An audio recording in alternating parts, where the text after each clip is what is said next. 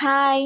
இன்னைக்கு நம்ம கொத்தமல்லி பிரியாணி செய்யலாம் வாங்க. சுவையான மணக்க மணக்க கொத்தமல்லி பிரியாணி செய்யலாம். இதுக்கு கொத்தமல்லி, புதினா 2யும் எடுத்து சின்ன சின்னதா நறுக்கி இது ஒரு பாத்திரத்தில் போட்டு நல்லா கழுவி எடுத்துக்கோங்க. ஒரு மிக்ஸி ஜார் எடுத்து மிக்ஸி ஜாரில் நறுக்கி வச்ச கொத்தமல்லி, புதினா 2யும் நல்லா வாஷ் பண்ணி இதில் போட்டுக்கலாம். கொத்தமல்லியை ரசத்துக்கு யூஸ் பண்ணியிருப்போம், கொத்தமல்லியில் சட்னி யூஸ் பண்ணியிருப்போம், கொத்தமல்லியை லாஸ்ட்டாக ஃபினிஷிங்க்கு டிஷ் மேலே தூவி விடுறதுக்காக யூஸ் பண்ணியிருப்போம். ஆனால் கொத்தமல்லியிலையும் பிரியாணி செய்யலாமான்னு கேட்டிங்கன்னா கண்டிப்பாக பிரியாணி செய்யலாம். அடுத்து சின்ன வெங்காயத்தை ஒரு கைப்பிடி அளவு எடுத்து உரித்து வச்சுக்கோங்க. வெள்ளை பூண்டையும் அரை கைப்பிடி அளவு உரித்து வச்சுக்கோங்க. இப்போது மிக்ஸி ஜாரில் கொத்தமல்லி, புதினா கூட இந்த உரித்து வச்ச சின்ன வெங்காயம், பூண்டையும் சேர்த்துக்கோங்க. அடுத்து இஞ்சி நல்லா தோல் சீவி சின்ன சின்னதாக கட் பண்ணி வச்சுக்கோங்க. அதையும் இதோட ஒன்றா சேர்த்துக்கோங்க. இது கூடவே 2 பச்சை மிளகாவையும் சேர்த்துக்கோங்க. பச்சை மிளகாய் நல்லா வாஷ் பண்ணி போடுங்க. இப்போது இதை நல்லா ஃபைன் பேஸ்ட்டாக நல்லா அரைச்சி எடுத்துக்கோங்க. தேவைப்பட்டால் கொஞ்சமாக தண்ணி ஊற்றி நல்லா நைஸாக அரைச்சி எடுத்துக்கோங்க. அரைச்ச பிறகு பாருங்கள் நல்லா க்ரீனிஷாக நல்லா நைஸாக இருக்குது. இப்போது பிரியாணிக்கு ரெடி பண்ணலாம் வாங்க.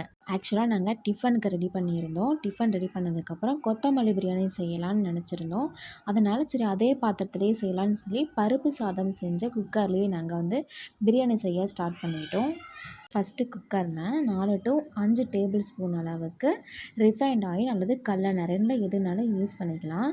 அடுத்து எண்ணெய் காயிற ஸ்டேஜில் 1 டேபிள் ஸ்பூன் நெய் சேர்த்துக்கலாம். நெய் நாங்கள் வீட்டிலையே காய்ச்சினோம். அந்த நெய்யவே நாங்கள் 1 டேபிள் ஸ்பூன் யூஸ் பண்ணிக்கிறோம்.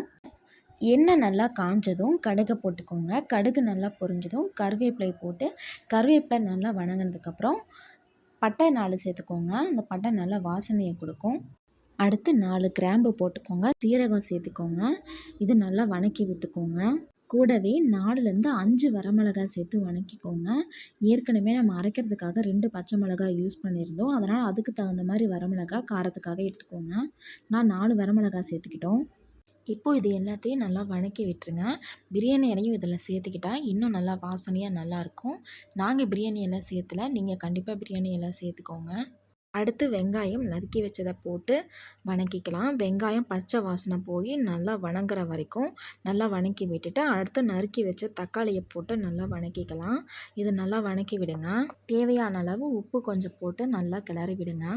இப்போ இதை நல்லா வணக்கி விட்டுறலாம். வெங்காயம் நல்லா பொன்னிறமாக வர அளவுக்கு பச்சை வாசனை போகிற அளவுக்கு நல்லா வணக்கி விட்டுருங்க.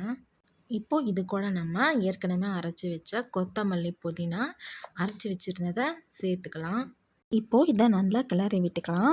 மிக்ஸி ஜாரில் கொஞ்சம் தண்ணி கொஞ்சமாக விட்டு அதில் இருக்கிறதெல்லாம் நல்லா கலக்கி விட்டு இதில் கொஞ்சம் ஊற்றி நல்லா வணக்கி விட்டுருங்க. இது பச்சை வாசனை போகிற அளவுக்கு ஓரளவுக்கு நல்லா கொதிக்கட்டும். நல்லா கிளறி விட்டதுக்கப்புறம் பாருங்கள் இது நல்லா கொதிக்க ஆரம்பிச்சிருச்சு. இன்னொரு பக்கம் நீங்கள் அரிசி ஊற வச்சுருப்பீங்க. அந்த அரிசி நல்லா வாஷ் பண்ணிக்கோங்க. பிரியாணிக்கு யூஸ் பண்ணுற பாஸ்மதி ரைஸ் இல்லைன்னா புழுங்கல் அரிசி எதுனாலும் நம்ம சாய்ஸ் தான். எந்த அரிசியாக இருந்தாலும் நல்லா கழுவி வச்சுக்கோங்க. நாங்கள் இதுக்கு புழுங்கல் அரிசி தான் யூஸ் பண்ணியிருக்கோம். இது நல்லா வாஷ் பண்ணதுக்கப்புறம் கொதிச்சிட்ருக்க அந்த குக்கரில் நம்ம எந்த அளவுக்கு அரிசி யூஸ் பண்ணமோ அந்த அளவுக்கு தேவையான அளவு தண்ணி இதில் ஊற்றிக்கலாம். நம்ம எவ்வளோ அரிசி போட்டிருக்கோமோ அதுக்கு எவ்வளோ தண்ணி எடுத்துக்கணும்னு நம்மளுக்கு தெரியும். அந்த அளவுக்கு தண்ணி எடுத்து கொதிச்சிட்ருக்க இந்த குக்கரில் நம்ம தண்ணி சேர்த்து நல்லா கொதிக்க விட்டுக்கலாம். இப்போது நல்லா தண்ணி கொதிச்சதும் நம்ம அரிசியை எடுத்து இதில் போட்டுக்கலாம். பெண்கள் நம்ம என்ன தான் சுடிதார், கவுன், மிடி, ஃப்ராக் அந்த மாதிரி என்ன தான் டிசைனாக ட்ரெஸ் போட்டாலுமே புடவை கட்டுறது ஒரு தனி அழகுங்க. புடவை கட்டுறது ரொம்ப டைம் எடுத்துக்கும். அது நம்ம பார்த்து ஒரு புடவை எடுப்போம். அது வெளியில் ஃபங்க்ஷன் போகும்போது கட்டுறதுக்கு ரொம்ப டைம் எடுக்கும். அது நமக்கு ரொம்ப மைண்ட் டிஸ்டர்பன்ஸாக இருக்கும். இப்போ புதுசாக ட்ரெண்டிங்காக ரெடி டு ஸ்டிச் வியர் சாரின்னு ஒன்று புதுசாக வந்திருக்கு. நம்ம எல்லாம் கேள்விப்பட்டிருப்போம். அதாவது நம்ம சாரியை ஸ்டிச் பண்ணுறது மூலமாக நம்ம வெளியில் ஃபங்க்ஷன் போகும்போது டக்குன்னு 5 மினிட்ஸ்க்குள்ளே நம்ம சாரீ கட்டிட்டு போகலாம். என்னோடய சேனலில் சாரியை எப்படி ரெடி டு ஸ்டிச் வியர் சாரியாக ஸ்டிச் பண்ணணும்னு சொல்லி வீடியோ போட்டிருக்கேன். செக் பண்ணி பாருங்கள். குக்கரில் கொதிக்கிற தண்ணியில் அரிசி போட்டதும் கொஞ்ச நேரம் விட்டுருங்க. அப்படியே கிளறி விடுங்க. தண்ணி நல்லா சலசலன்னு கொதிக்க ஆரம்பிக்கும் போது குக்கர் மூடி போட்டு விசில் போட்டுருங்க. 3லேருந்து 4 விசில் வரும்போது ஆஃப் பண்ணிடுங்க. உங்களில் யாருக்கெல்லாம் பிரியாணி பிடிக்கும்னு சொல்லி கமெண்ட் பண்ணுங்கள். விசில் அடங்கினதும் குக்கர் மூடியை திறந்து பாருங்கள். கம கமன்னு கொத்தமல்லி பிரியாணி ரெடி ஆகிடுச்சு. உங்கள் வீட்லேயும் இதை ரெடி பண்ணி பாருங்கள். உங்கள் வீட்லேயும் இதை ட்ரை பண்ணி பாருங்கள். உங்களுக்கு பிடிச்சிருந்துச்சுன்னா இந்த வீடியோ லைக் பண்ணுங்கள். மறக்காமல் எங்கள் சேனலை சப்ஸ்கிரைப் பண்ணாதவங்க சப்ஸ்கிரைப் பண்ணி வச்சுக்கோங்க. தேங்க்யூ ஃபார் வாட்சிங். பாய்.